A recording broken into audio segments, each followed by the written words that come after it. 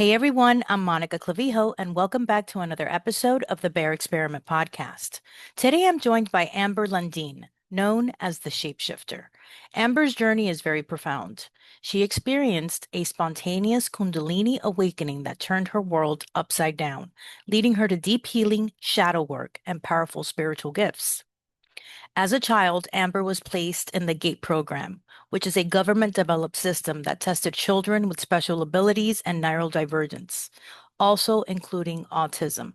She later received her autism diagnosis and discovered that her uniqueness was nothing to hide, but rather the foundation of her psychic abilities. One of the most fascinating gifts to emerge from her awakening is her ability to telepathically communicate with whales, an extraordinary connection to continue her guide and her path. But before we dive in, I want to thank you all for subscribing to our YouTube channel and hitting the notification bell so that you never miss an amazing episode. All of the amazing guests that continue coming on, sharing their stories so that we understand that we're never alone. Thank you so much for your support. And now let's dive in.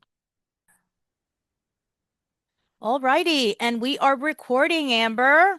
All right. Of Okay. Thank you again for taking the time to speak with me and sharing your story. course. I gave you an introduction already. And so let's just dive in, okay? Oh, okay. So let's start off with your Kundalini awakening, right? Yeah. Take us back to when that first happened. And, first of all, how old were you when that happened?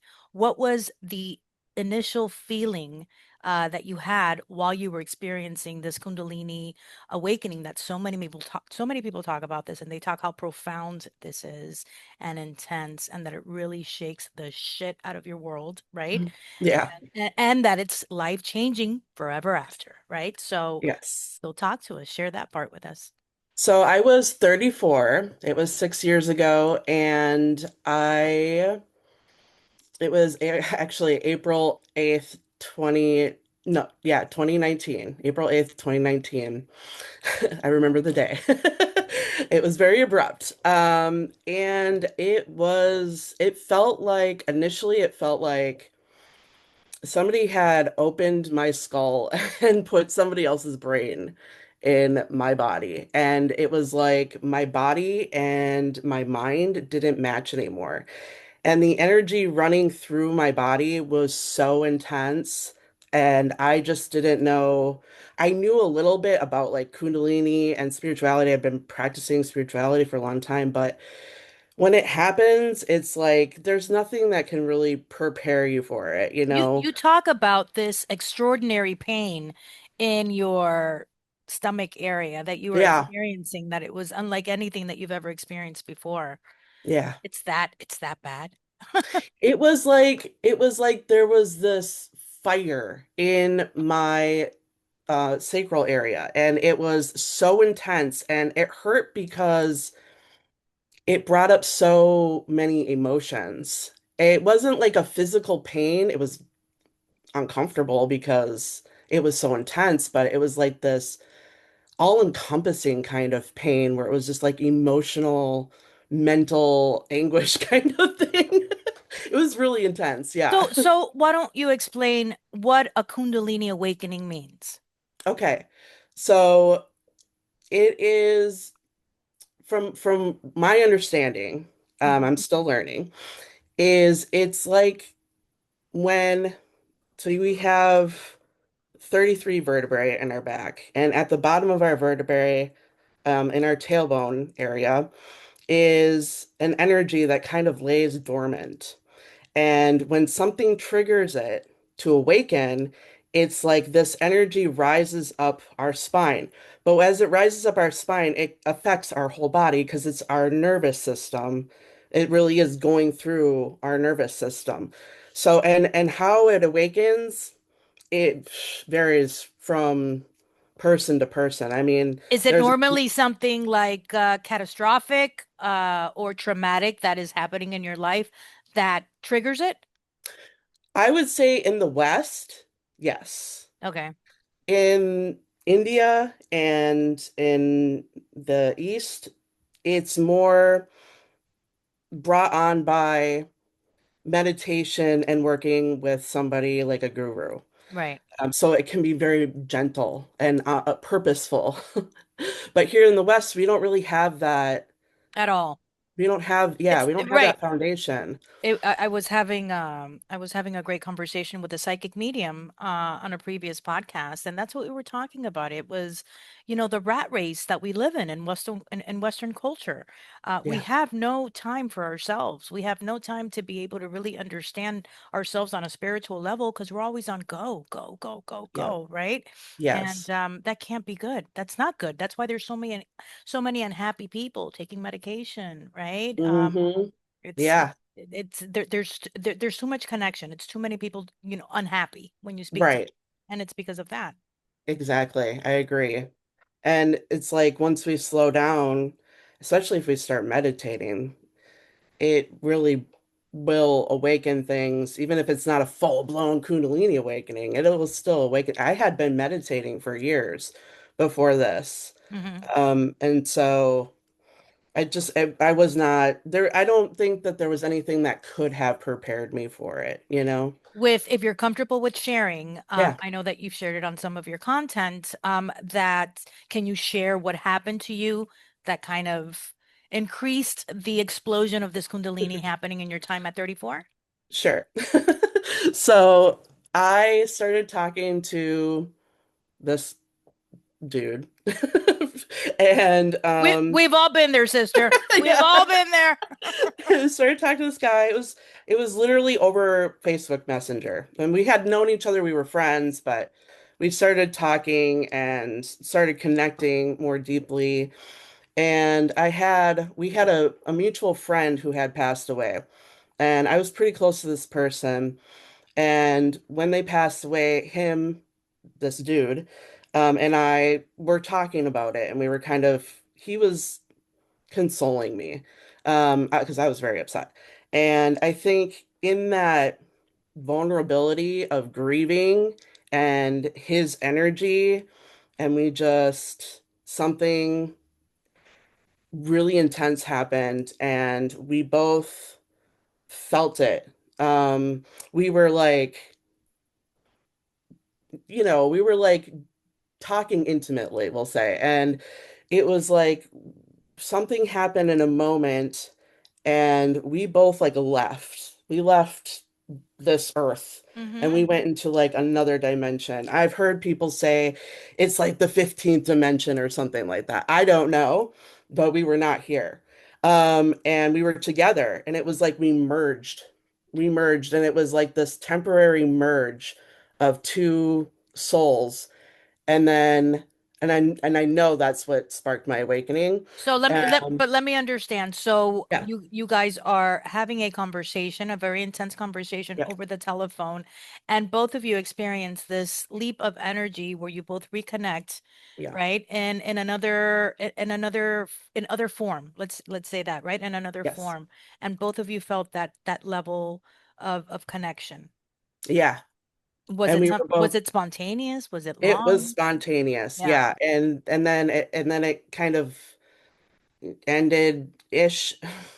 And we were both like, what just happened? Yeah. That Yeah. was crazy. What just happened? Hmm. And then I went to sleep and woke up the next day, and I was like, w w like what is going You're on? just trying to, yeah, now you're asking all the questions, right? Yeah, and I'm just trying to live my life. I'm a single mother, and I was homeschooling my daughter at the time, and I was running a business, and I was going to school, and I was on councils. And so I had a lot on my plate, and I was trying to maintain this normalcy and continue my life, and there was just no way. Hmm. Like I remember bringing my daughter to the library and sitting there going, I can't do this. I can't do this. And I felt horrible Yeah. because I felt like I was finally getting to a place where I was like, yes, I'm succeeding. I'm You're doing the you're thing. you're doing all the check marks that You're right, society tells us that exactly. we're supposed to do, and everything inside of you is telling you no. You're right. My spirit's like, wait a second.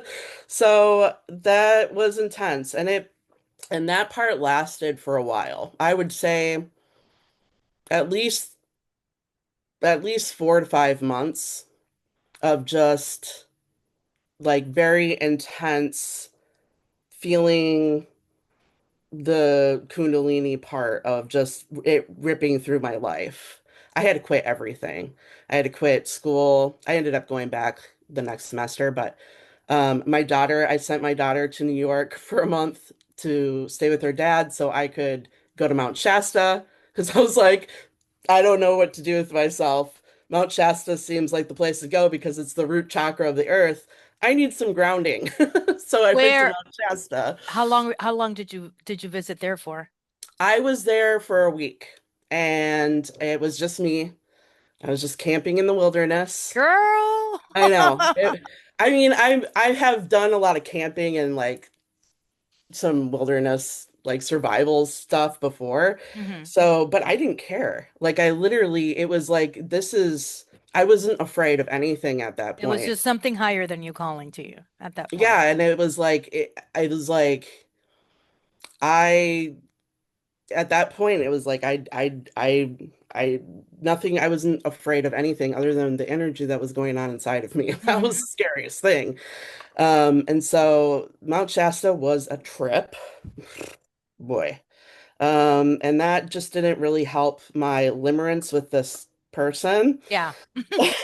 Well, I saw the video where you talk about that you're asking for all these answers and a truck out of nowhere drives by you with the guy's name on it. Is that His true? Yes, his first and his last name in big orange letters Shut on up. the side of this landscaping truck. And it was huge. And it just pulls up next to me. And I looked at it and I'm like, I mean, everything inside of me just was like, oh my God. If that is not the universe screaming at you, girl.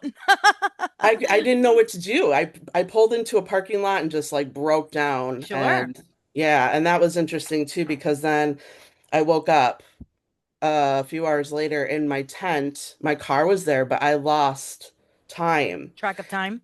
Yeah, and I think this is gonna sound crazy, but Eh, I think not the to me. Lemurians came and got me. And I don't remember. Well, Um, that is how they say that it normally takes place. You lose yeah, that track of time, mhm, because the time is not it's not linear the way for them as it is for us, right? So that's why we exactly. lose that track of time at that moment. Yeah, it Did was you feel intense. did you feel did you feel different? Like that they Yeah, did they yeah, I mess with your did. body? Were they curious? It was like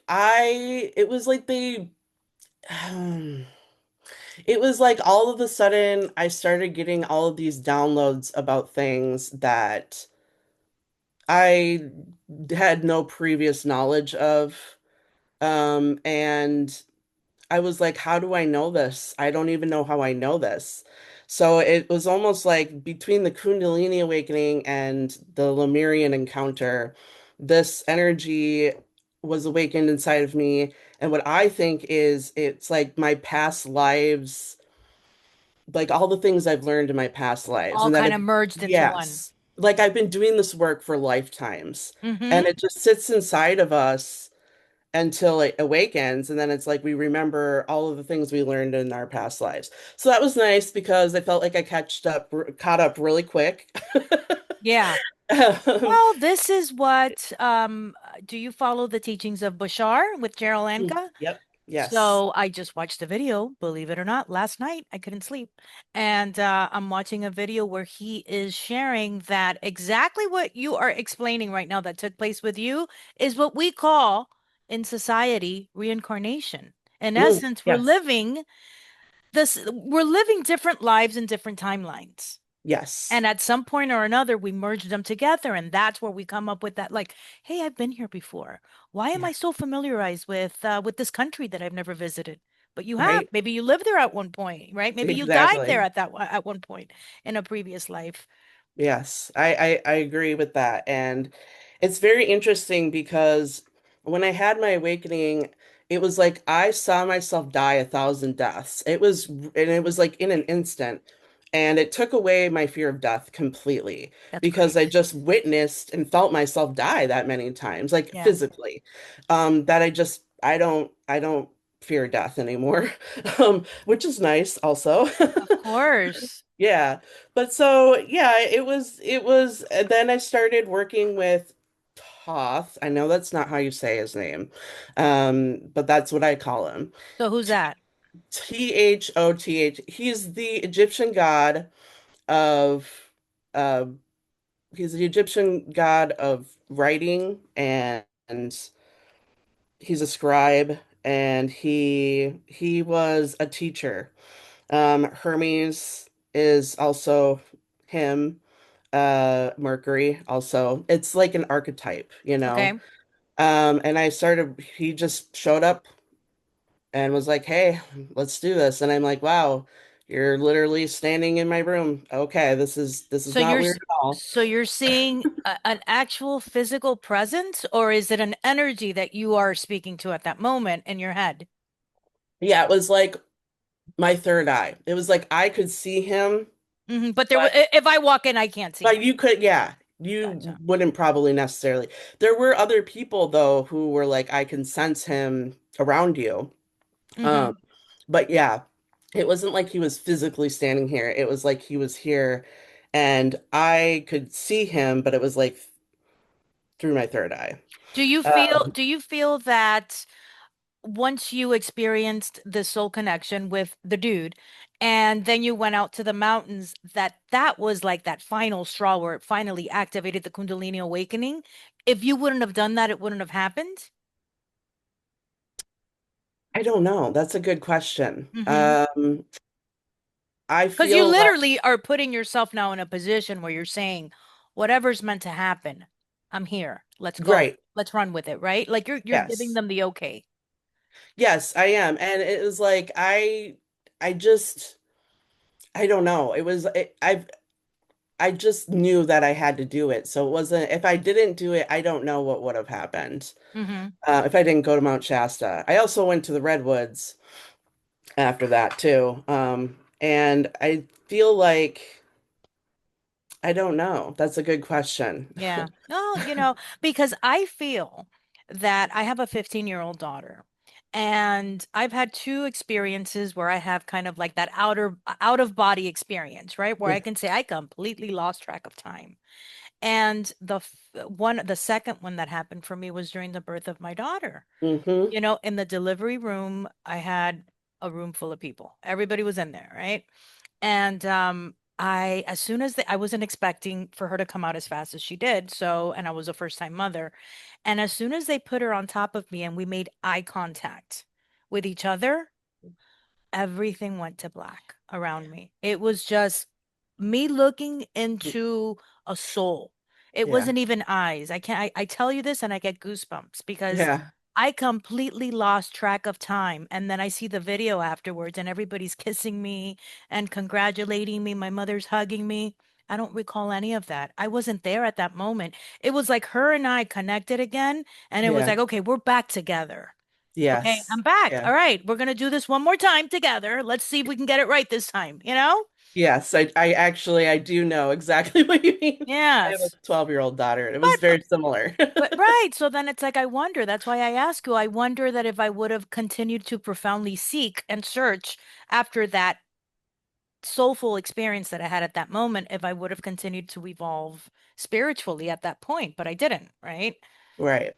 Yeah. Right. Well, yeah, because being a mother, I mean, being a mother is a whole spiritual experience in A hundred, itself. 100%, 100%. Yeah, you have to be a mother to understand that. 100%. Yeah, I agree. Yeah. Yeah. So then all of this chaos that starts developing in your life, you start doing a lot of shadow work. So Yes. you were previously educated, right? Because you were already working on your spiritual awakening. So what kind of shadow work that you do to help you through this transition where you're just quitting everything? Everybody must have thought you were going crazy. Um, I think that I lived kind of not isolate, but like kind of isolated from my family. So I really wasn't worried about what they thought, to be honest. But they probably did think I was going crazy, but that's kind of on brand for me, so it's Eh, okay. So you consider yourself somewhat of an introvert. Oh yeah, for sure. And I Yeah. think that a lot of people that experience these types of awakenings usually are introverts by nature. Yeah, it's interesting. And I mean, there's, ambivert sometimes, but I definitely there are moments where I'm definitely introverted. Um, and so the shadow work, I needed to move through this. There was no way that I could just stay in that energy. Mm-hmm. No way. I knew I had to move it out. And I cried for like 8 days straight afterwards, like just absolutely hysterically bawling nonstop. And then when I started doing the shadow work, it was really just more of me. At first, it was me just exploring and learning as much as I could. And I had this spirit guide with me, taking me to all these places and, meditation, and I learned a lot. And then I was just learning a lot through astrology at that point. And then I just started learning more about myself. And a lot of I don't love this term, but a lot of the twin flame information out there Mm-hmm. will tell you that, you have to work on yourself and you have to heal yourself if you're ever going to be with this person. And Yes. because I just wanted to be with this person, I was Yeah. like, I'll do whatever it takes. If that means I have to work on myself, I'm going to devote every moment to working on myself. Mm-hmm. And at the time, I realized that was necessary for me to move into doing the shadow work because I don't feel like I would have done it on my own because I didn't like love myself enough at that point I or have, understand you. I yeah. completely So it was like understand. he was a catalyst for that. Mm-hmm. I mean, Yep. that's what I would refer to him as a catalyst, not like my twin flame, whatever. But it is that experience. And so I just started working on myself and finding as much about myself as I could, but it was still very like surface level because I feel like when you start doing that, you're going to encounter what's on the surface first before Yeah. you can go deeper and deeper. And then I started going deeper. And I would do these really long meditations where I would go into the bathtub because I just felt like the water was conductive. And I could just like float in the bathtub. And I would do these meditations for hours. And I would go as deeply into my psyche as I could.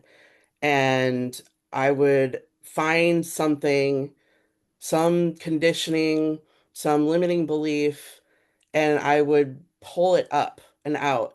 And then I'd look at it and I'd examine it. And then once I looked at it and examined it, I was like, this doesn't make any sense. Mm-hmm. And that's the thing about these limiting beliefs and the conditioning is like once we actually look at it and observe it, it's like it doesn't make any sense. And in that moment of it not making sense, it really transforms into something that's more true to our soul. And of course, there's emotions that have to be moved through when we pull that Yeah. up. It's in our bodies too, Mm-hmm. you know. And this And is so, where a lot of disease comes from as well, yeah, all that stuck energy that's in our bodies. absolutely, yes. And I experienced illness later, in 2002 and 2003, and that was I continued doing this. I continued doing this basically from 2019 until 2014 or 2024. And so that was a good 5 years of doing it. There were moments in between where I experienced miracles and initiations and bliss, followed by very darkness. And I just kept doing it because I just knew there was something that was just like I knew I would be done when I was done. Yeah. And I mean, I don't think that now I've come to a place where I don't think it's ever really done, especially if You're you're constantly evolving, I think. right.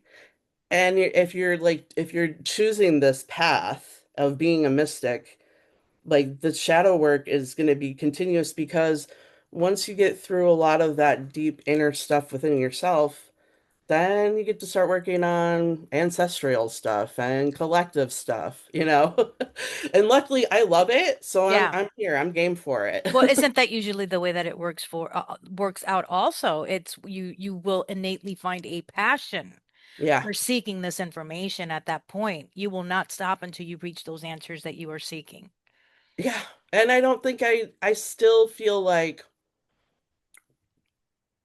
I haven't reached the answers, but at the same time I'm okay with it now. Hmm. It's not that I'm going to stop seeking, but it's like it doesn't plague me like it used to. It's almost like everything's just going to be okay. Yeah. Everything's going to be okay. Everything's going to work out. You just got to go with the flow and surrender, right?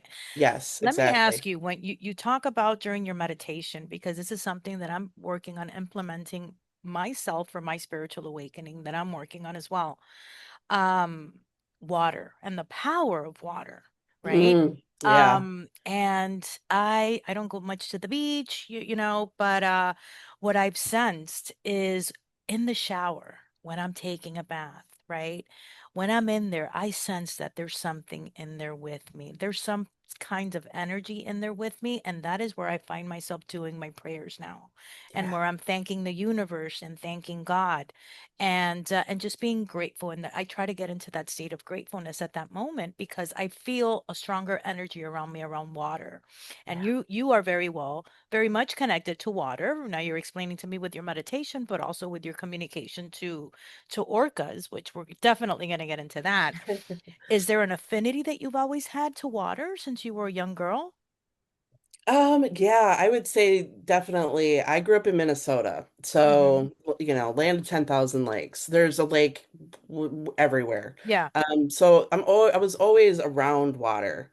And I feel like it's water is it's our life force, and we're made of it, and it it holds frequencies. And so when we work with it, we can code it. I mean, there's a lot of work with the Heart Center um, and Dr. Emoto, who shows that even just speaking to water changes it. The color, right? The Yeah, texture of it, everything, the fluency of the water, just by yeah, speaking negatively to one cup of water and speaking positive to another cup of water. exactly. And so I think that if we take that and know that we are made like of 80% or more water, Yeah. Yeah. that's how we talk to ourselves is Yeah. going to how we're coding, literally coding and changing the frequency and the geometric patterns of the water inside of us. And so, and water is in all things, Everything. it's in Everything. everything. It's like light. It's like Hmm. light and water are just they're working together and create all things around us. So yeah, I love water. And I do I have not this particular cup, but I have cups where I write stuff. I'll write Okay. like joy and abundance, just fun words, and then I'll let it sit with the water in it, and then I'll drink it. And I just experiment with all kinds of things. Do you And I pray think, into your water before you drink it? yeah, for sure, praying Yeah. in my water, my food too. Yeah, and just like even just like sitting here and holding it like with intention, Hmm. praying to it, holding it with that frequency and thanking it. I think that, like you said, gratitude is very important. Gratitude is everything. Yeah, Absolutely. yeah. And also, right, with all the dark moments that we experience when we're growing and healing and doing our shadow work, if we didn't have those dark moments, we wouldn't be able to appreciate and be grateful for the good ones, Oh, yeah, for sure. right? And For that's sure. something That's that if we that under contrast. if we Yeah. if we understand that, then we will be more grateful for the more difficult times that we have in our lives because it's giving us that appreciation for the really Yeah, good times that we have then at that moment, you know? I agree. Yes. So Yes. let's get a little bit into your childhood, Amber. So you were diagnosed as having autism at Yeah. what age? I was diagnosed with autism, formally diagnosed with autism at 33. 7. Okay. Okay. So it was later in life. I was diagnosed with ADHD when I was in my teens. And I was diagnosed with a plethora of other things when I was a child and a teenager. Bipolar, borderline personality disorder, anxiety, depression, all of these labels that they gave me, um, and all of the medication that kind of went with that.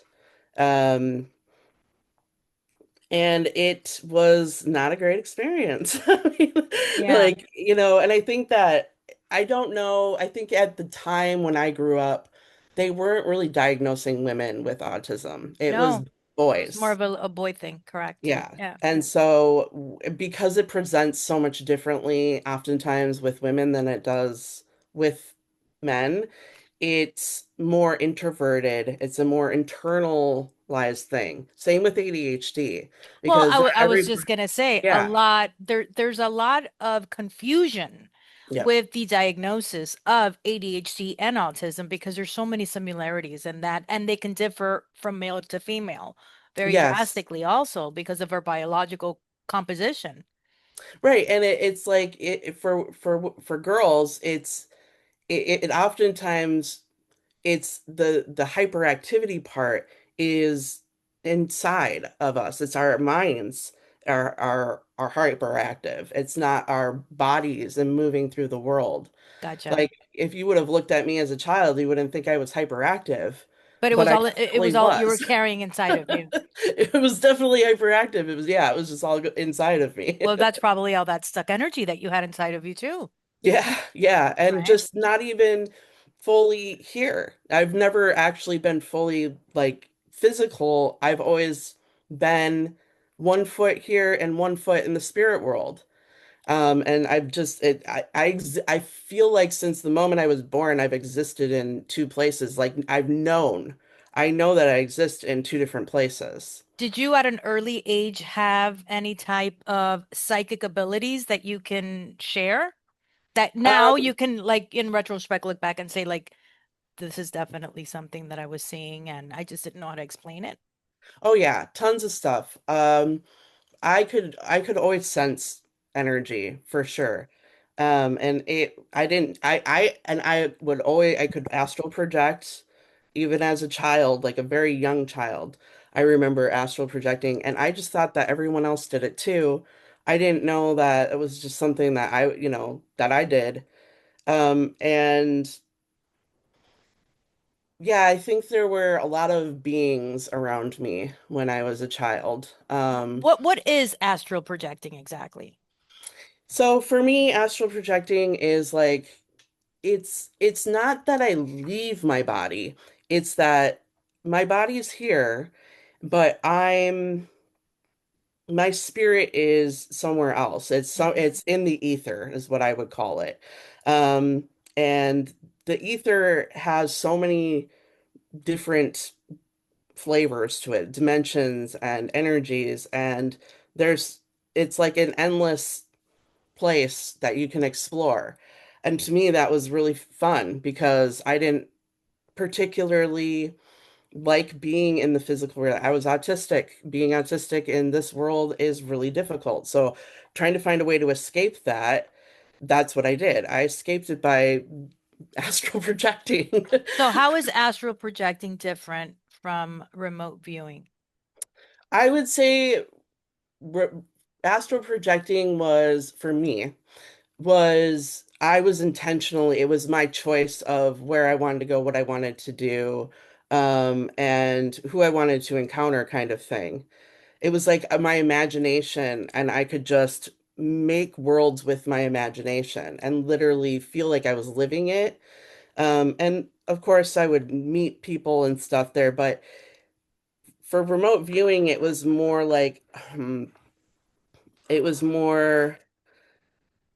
It was more like a hypnosis type of thing, and it was searching for something in particular. Hmm. Right. When I astral project, I'm not really searching for anything in Your particular. soul is going where it needs to go to get whatever answer it's searching for Yeah. at that moment, but not necessarily a specific location that you would And say like, remote viewing feels like is it's it's like astral projection in that same way, except for that it's more like it's more like spying. It's like right, right, spying on actual physical events. right. And you can go back in the past and in the future too, but most of the time it was like they wanted answers about what was going on now. And what I'm talking about when I was in the GATE program now, sorry. We're I gonna moved get into into, that. yeah. We're segueing into that right now, which Yeah, is why I'm yeah, asking you about the remote viewing because I've seen so many different interviews with psychic mediums or people with abilities such as you have, where the government yeah. is actually hiring them, sending them to the Monroe Institute and teaching them all of these remote viewing abilities that innately we all have. We just Yes. do not know how to use it. But that's what Right. they're doing. They're hiring them so that they can go and remote view a bomb in Yep. Iraq and how do we infiltrate so that we can, cut these fuckers off, right? Yeah. So the government is doing that and they've been doing this forever. We just don't For hear a it. long time. Now Yeah. we're hearing it more and more because of social media and communication is just easier right now. But from a young age, I remember reading about this and I thought it was BS, right? The GATE program where they had children, especially children of special needs, autism, neurodivergence, right? Where they were like, "Oh, let me talk to your kid, right? Your daughter's ADHD.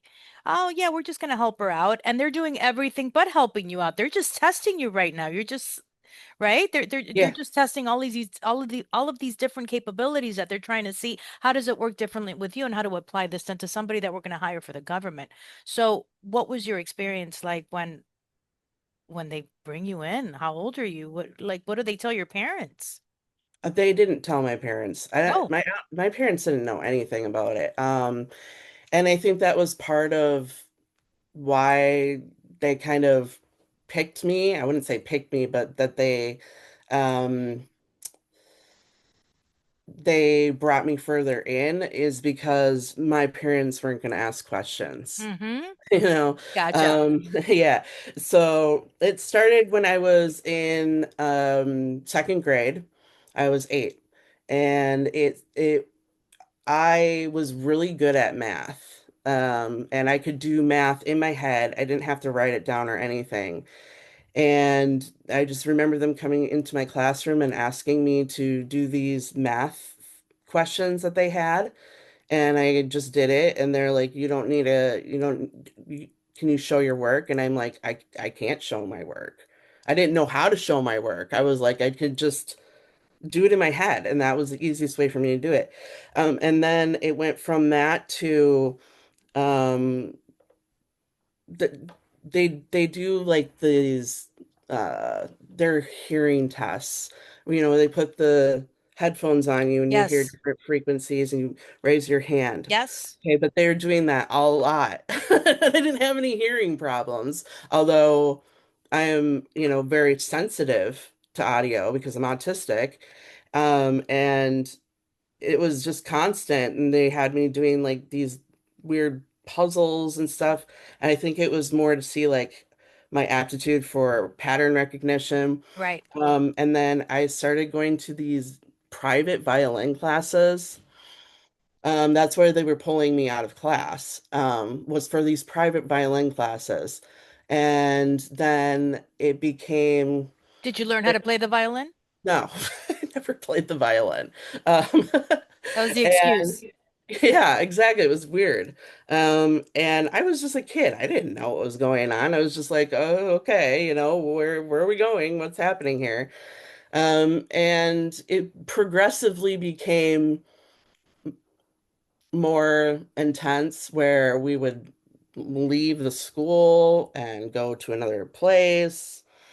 And I think that's in that other place, which was an administration building. Um, there were more in-depth things that we did. And it was a lot like what you were saying with the Monroe Institute of them teaching us how to remote view and asking us to do these things. But we would take these, it was like a pink drink or pink pill. And I think part of we would take it and it would relax us enough to go into this sort of meditative state. And then they would ask us to remote view these things. I don't remember any of that. That's Like, I don't insane. Like remember. they're not even telling your parents at this point that they're giving you some sort of medication No. so that they can calm down. They said it was like for our teeth, like fluoride for our teeth. Well, that's just as bad, Oh, right? I know, right? We know that now. Yeah. But that's definitely not what it was.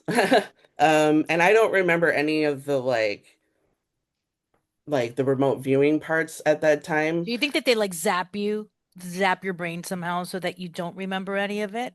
I think there's a lot of conditioning that goes on, a lot of programming. Yeah, I think when you're a kid and you're really susceptible to it, and then you're under like hypnosis type of thing, they can really condition and program you to not remember and to not talk about it. right. That's it. Yeah. That's the main key right there. Don't talk about it.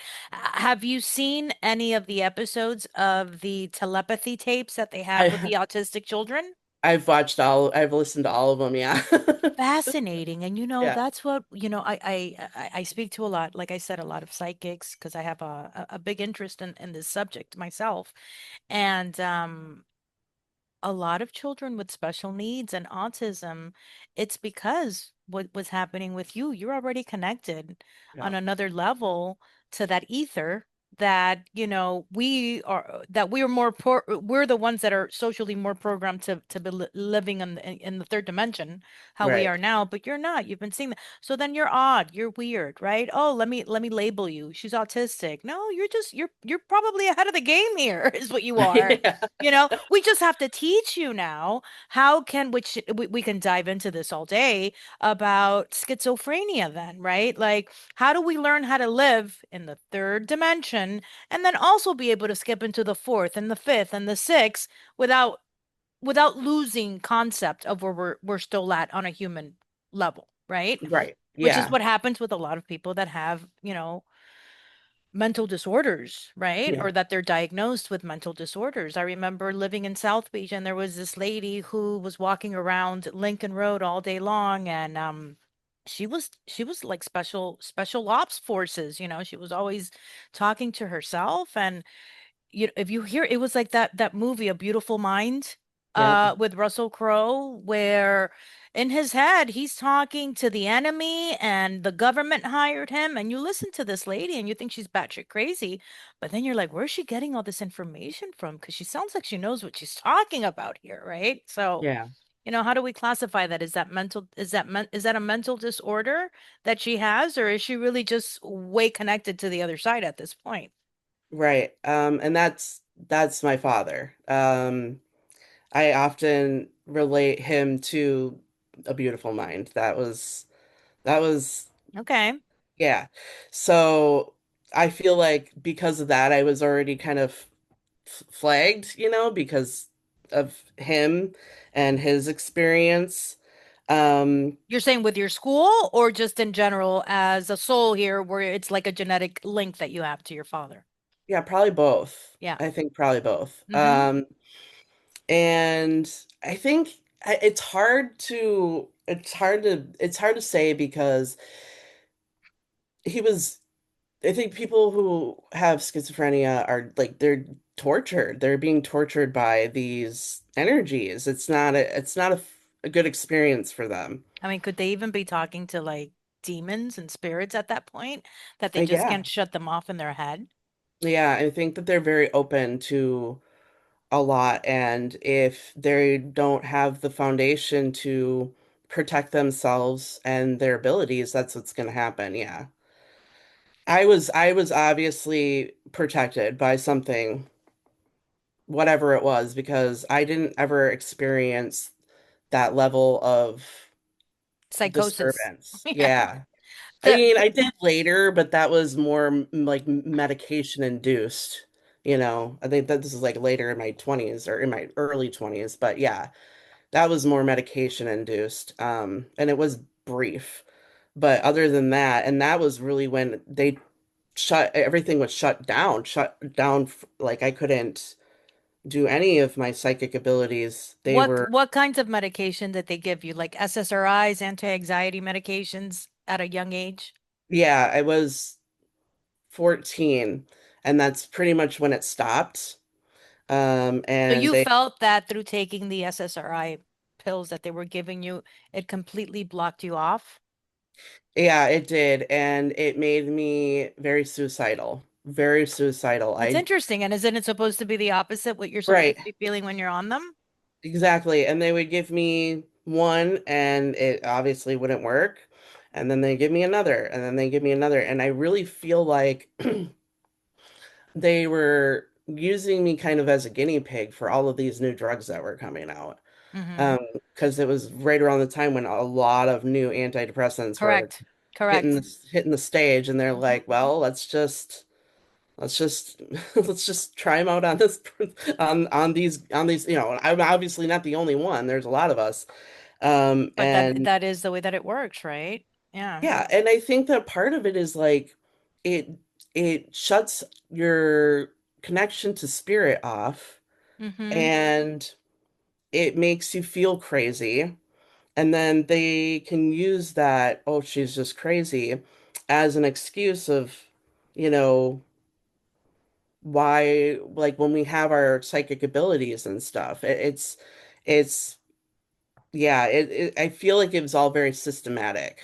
Um, and yeah, You yeah. talk about having a lot of spiritual help when you were experiencing these things for the first time. And early on, you were speaking to spirit guides. In speaking with different people, they talk about one spirit guide that is with you forever, and then everybody has a different concept of it, right? You can have different spirit guides that come in and out of your life depending on what you're going through, because that's where their strength is at, and they're there to help you. Do you feel that you've always had one particular spirit guide from a very young age that has always been with you? Yeah, and it's me. It is my higher self. Mm-hmm. Is And Yeah. me now, Amber now, going back to her, to my child, to my teenage It self. was you now talking to the Yep. young Amber. Yes, Oh, and I that very regularly sit in meditation and connect with them, whoever's needing me at that moment, connect with them and guide them through whatever they're going through. Yeah, I got goosebumps.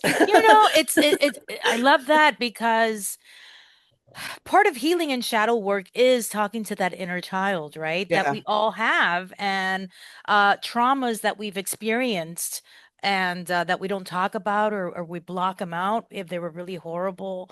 And in essence, we say that we have spirit guides, but could it just be us, and it's us in the future that's just telling us everything's going to be okay? Just calm down, ride this out. I'm here. I got you.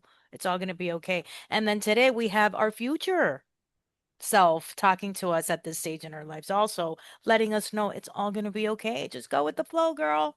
Yeah, Right? I connect with my future self a lot too. Yeah. Especially when I'm feeling very like discouraged or having doubts or whatever, I'll be like, and she'll just come in and she'll be like, hey, you know, tell me exactly what I need to hear in that moment. And I'll be like, okay, okay. And yeah, I do think that it's us, it's our higher selves, it's us now going back. And I also do think that there are spirit guides that are, in a higher dimension that are like we have a spirit team that we can work with. Mm-hmm. Uh, Angels, uh, ascended masters, Yeah. all kinds of energies and entities that we can that we can talk to and have guide us and Work teach with us. and ask for Yeah, help, right? And yeah.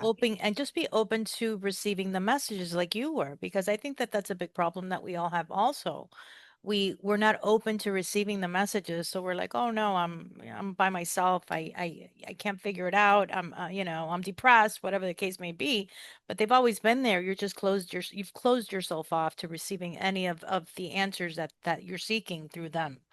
And that was really wise of you, I think, at 34 during your Kundalini, going by yourself to the mountain.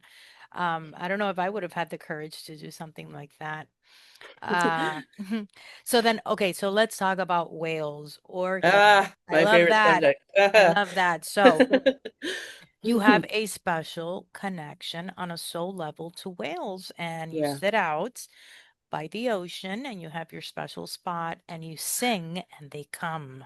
And Yeah. there's video of it, which I love. I'm gonna record those and put them on because that's beautiful. I think that's beautiful. I do believe that we all have a connection to animals and Oh, for mammals, and right, sure. and dogs and cats and a squirrel, whatever the case may be. Absolutely. But how do you know? Like, how do you know that the whale is answering you and not just swimming in the ocean? I mean, it could be. Definitely. And that's kind of what I thought that like when it first started happening. I was like, oh, this is just a coincidence. You know what I mean? Like, Yeah. and I don't even believe in coincidences. So, but it was like I at first I was like, this is too, like I don't it was almost like I couldn't believe in my own ability and power, at that moment. I was like, this is just, but I kept dreaming about orcas and kept dreaming about them. So that was Um, your first sign. You started dreaming about them? Yeah, and it's interesting because even when I was a child, I was very, very interested in whales, and would check out all the books from the library that I could. And this is around the same time as like I was in the GATE program too. You had a And fascination with whales. You were just yeah, and I exposed to mean that. Free Willy came out, and I was obsessed with that Oh, movie. that movie was a great one, though. Yeah, That really was. and it's so interesting because when I moved to the Oregon coast, whales were not, they were not on my mind. I was just, I want to be by the, it was just, I was being pulled here. Like, I can't even explain. It was just like a magnetic pull. And I came to realize a few years after living here that the Oregon Coast Aquarium is actually where Kiko, who was the the whale from Free Willy, was actually kept. And he Oh, lived here, really? yeah, and he lived here before he was freed and he went to the Norwegian Ocean. Yeah. So I was just like, what? That's so cool. And then I after in my dark night of the soul, very dark night of the soul, I started having dreams about orcas. And I didn't know what to make of it. And then I live where there's whales. And the orcas come here, but there's a group of resident gray whales that live here all year long. Mm-hmm. And so I just go sit by the ocean and you know, I am a vocal stimmer. So I sing all the time. I'm just singing all the time. And I go by the ocean and nobody's around, so I'm just singing and letting my voice go and the whales would come and I would be like, "Okay, that's interesting." And it kept happening. And after a while I was like, "Is this a thing?" So I started trying to do it on purpose. And it kept happening. And it's funny because uh, there's a lot of tourists here. And so I go to the ocean and the tourists would be around and be like, "Oh, have you guys seen any whales?" And they're like, "Oh, we haven't seen any." And I'll be like, "Okay, well, hang on a moment." And I'll start singing and they're like, "She's crazy." And then the whales will come, right? And they're like, "Oh my God." And there's this group of teenage girls and I did it for them and their minds were so blown. And I was like, this is amazing because they're going to leave and they're never going to forget that. And the point of me doing that is because they're not going to forget that experience, and it's going to build a love of whales and hopefully them wanting to protect and do some sort of advocacy for them, even if it's not a big thing. But when you Mm. have that kind of experience, it stays with you. So I love doing it for tourists and stuff, but I just do it because I love connecting with the whales too. And how I know. It's really just a feeling. It's really just like my heart is open, and when they come, I can sense their energy. Their energy is very, very strong, very potent. And so I can kind of sense the different frequencies of each whale.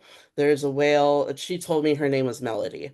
And I thought that was perfect, Okay, Melody. but so how do you communicate with them?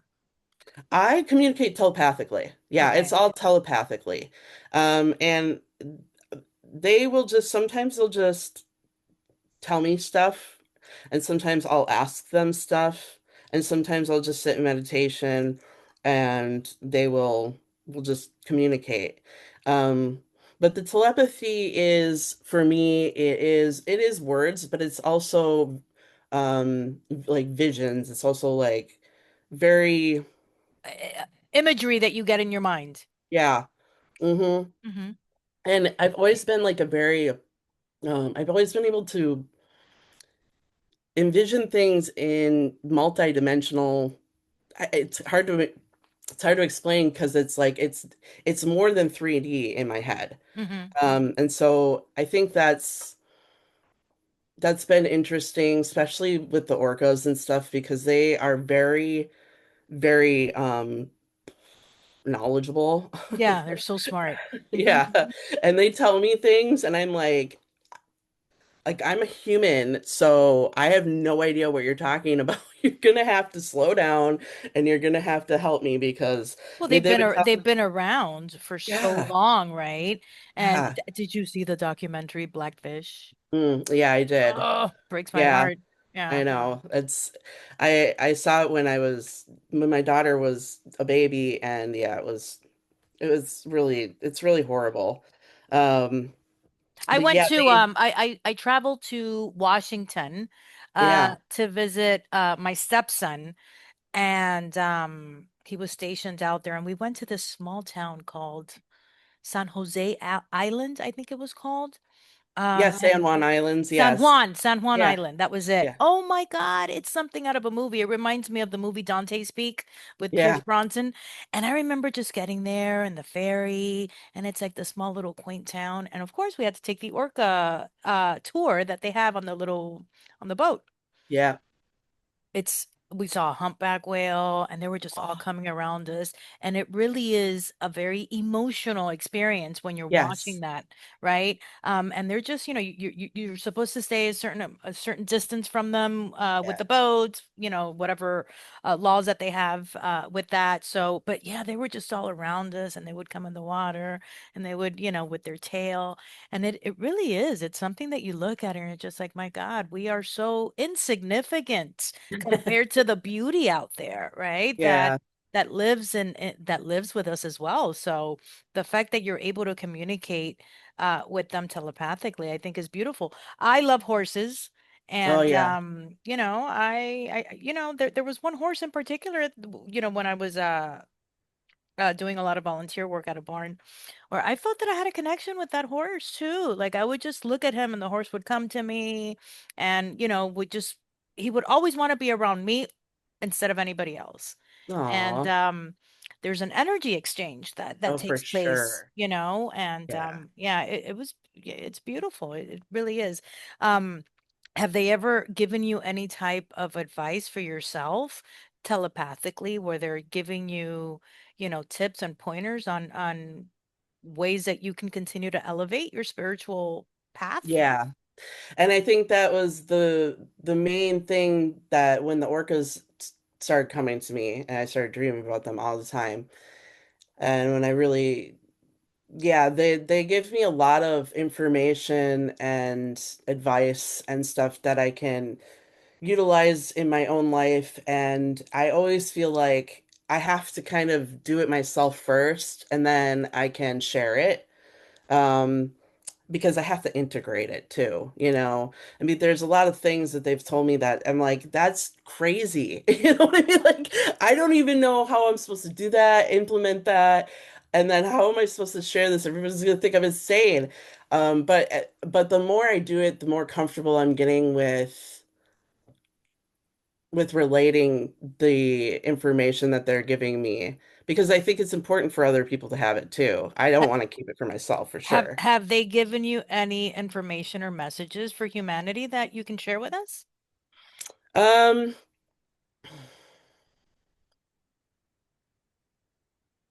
they want I asked yesterday I was at the ocean, and I asked the gray whales that I was talking to that they were swimming around me, um, and I asked them just like I asked him about social media because I was just like, what do you guys think about this? Because I'm like putting you guys on social media. Like, Yeah. are you guys okay with this? And they're like, yeah, we love it. And we love that They humans like are the connecting. attention. Yeah, they're like, we love that humans are connecting with each other by any means necessary. And I was just like, yeah, I can feel that. Like they really want us to connect with each other. And I think that's their biggest thing right now is that for them, they don't experience separation the way that we do. Like I'm Amber and other people are themselves. They are all connected to each other. So they share like their collective consciousness is available at any time to any orca or to any whale. And so they have like So specific, they're communicating telepathically in essence yes. also with each other, and that's how they're able to, right? Because they form a bond and they're a family their entire lives, right? Yeah, and the way that they've shown me is like they're connected with the whole universe. They can at will, gnosis. They can just feel that connection to the whole universe at will, and then they can kind of bring it in and focus it down to the earth itself, to the species that they are, their specific whale species, and then they can bring it down to their pod. And I don't think that they go deeper than that. I don't think that it goes into like individual, but I think that their pod is like that would be their experience of any sort of separation. But they only do that so that they can communicate with their family. But they can open it up at will, and I think that's kind of what they want for us is to be more connected to each other. And telepathy is, you mentioned the telepathy tapes, and I feel like it's really important that that came out when it did because it's showing us that this is real. Yeah, Telepathy is real, that our correct. experiences in spirit are real, and that we can share these experiences with each other. And the Yes. more that we're able to experience and share these experiences with each other, the more it's going to open us as a species, and as we evolve, the The earth is going to the evolve with planet us. the planet Yeah, continues to evolve, which is what 100%. There is nobody that can tell me any differently. Through my education, through speaking to other people that have experienced it as well. 2020 was a mass awakening that started happening on this planet for sure. It had to absolutely. happen. It had to happen. We had to get rid of certain souls so that new ones can come in and so that others can awaken. Yeah, And you talk about the 144 souls that will be awakening to the Christ consciousness. yeah. Walk me through that. So it's interesting to me because I'm not I'm not Christian. I grew up in a very like pagan household. Mm-hmm. There was no religious conditioning. And so when I started learning about this stuff and the 144,000, I was like, I immediately knew that I was part of it, or I wanted to be, I was part of it. I knew that.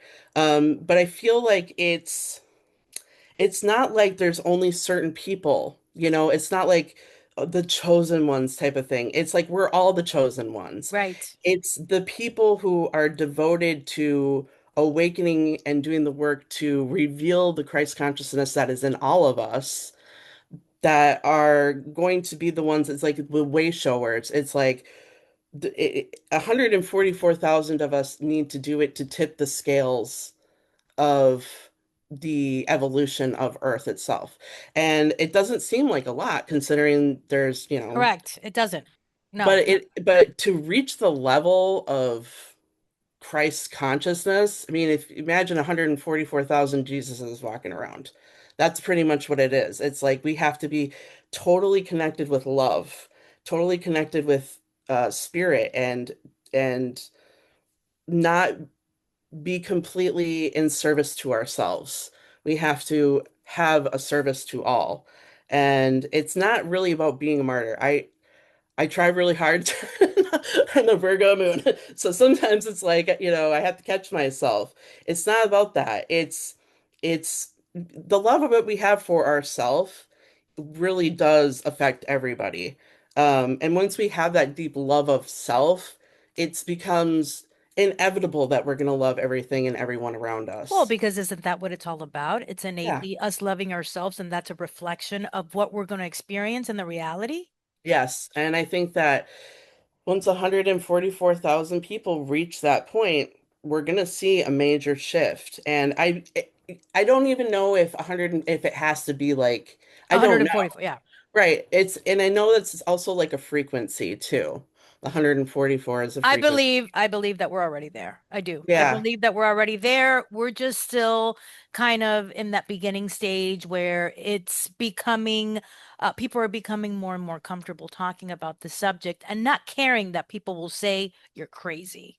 That person that you spoke to on the podcast was a nut job. What are you doing? You can interview so many more important people, so many more interesting people. I don't think so. I think this is as interesting as it's gonna get. I do. Yeah. I do. I love Yeah. it. I love talking about this subject because this is something that if we open ourselves up to it, everybody can relate to this because we're all one, Yeah, right? exactly. Exactly. I agree. And that's my work is being a messenger and to being connected. I mean, I say I work for God. That's my Yes. literal job is that I work for God. People don't understand that, and that's okay. Because to be honest, half the time I don't either. But all I know is I work for God. God tells me what He wants me to do. I do it, and it all seems to work out in my favor and in the favor of those that I connect with. So the proof is in the pudding.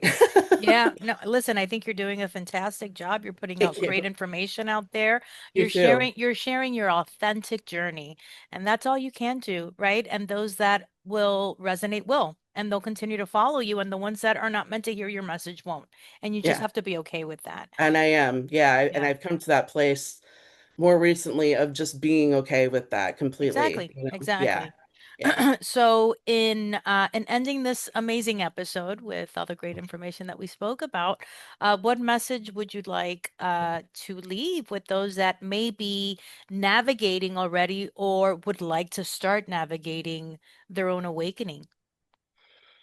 I would say the most important thing is to connect with with yourself, with your heart, and to before you go out, it's okay to go get information and advice from sources outside of you, but the sources outside of you are secondary to what your heart tells you. Gotcha.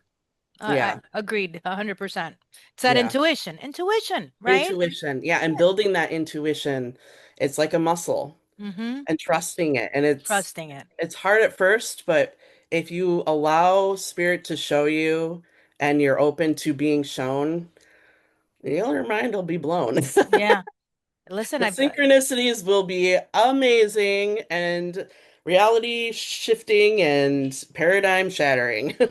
yeah, I've been experiencing it since 2018. I Mm, think it's when mine begun. yeah. And it's been a shit show, but it's been fun. As soon as I started letting go, everything's begun to blossom. I got some crazy news with work today, and my initial reaction was very fear-based, and then I said, "No, no, this everything's gonna work out." Yes. It Yes. always does. It always Everything's gonna does. work Just out. keep doing good, keep sending love out there, right? Keep Yes. sharing love to the world, and that's all we can do. That's all we have control over at this point. Yeah. Everything else is just it's just dancing. It's just dancing out there. But Yeah. well, Amber, this was great. This was so awesome. I really appreciate your time. Do you have, I would imagine that people contact you about your content as well. Do you speak with people? Do you have any special techniques that you coach people with that you would like me to share your information once I post the podcast where people can contact you directly? Yeah, people can just email me directly at my email, which is amberlundeen@gmail.com. It's Hmm. very easy. I'm also on TikTok at I Shape Shift. Yeah, the shapeshifter. Yeah, the shapeshifter. Yeah. And yeah, I'm open to working with people on whatever they need right now.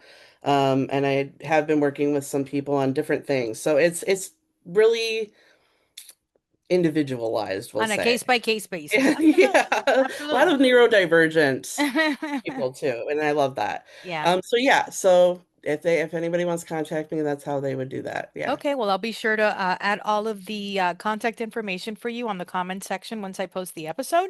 Awesome. But Thank you. yeah, thank you again. I Thank you really, for all I, the work that you're doing. I love it so much, and I oh, really appreciate you thanks, Amber. That means the having these world to me. conversations. Yeah, it means a lot. It means a lot because, like I told you, sometimes people think I'm going crazy, and I think I'm just beginning. So Yeah, right. This is just the beginning. yeah. But I hope you have a great rest of your day, great rest of your week. Keep talking to those orcas out there. If they have any special messages, please post that content so I that will. I can hear it. And nothing, girl, keep doing what you're doing. You're sending out positive love out there. And we I need that. will. We need that today more than ever. Yeah, I All agree.